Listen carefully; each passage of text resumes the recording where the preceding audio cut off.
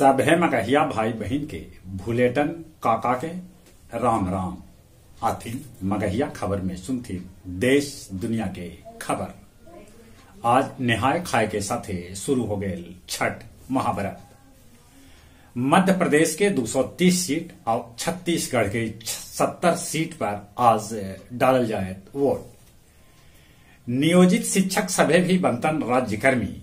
BPSC से बहाल शिक्षक नियन भेटायत उस सभे के वेतन। एक के स्कूल में जरूरत से बेसी शिक्षक के तैनाती पर 3 गो डीईओ से शोकाउज पूछल गए।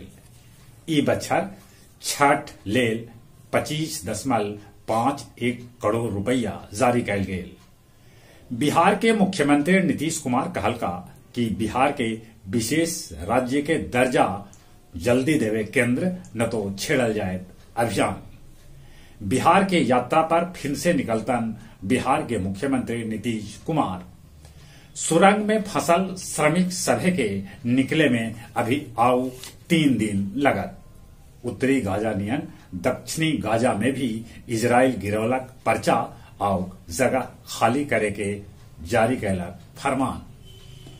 अमेरिकी राष्ट्रपति जो बाइडेन कहलका कि चीनी राष्ट्रपति जिनपिंग हथन तानाशाह।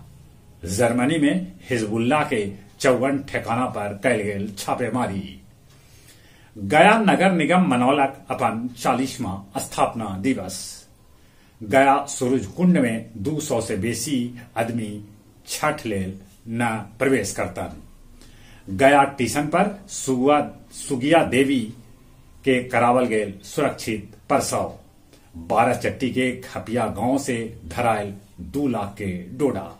और अब कुछ खेल के समाचार। फिन से चौकस साबित होयल दक्षिण अफ्रीका।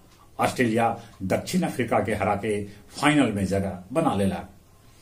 विश्व कप के फाइनल मैच 19 तारीख के खेलल जाए।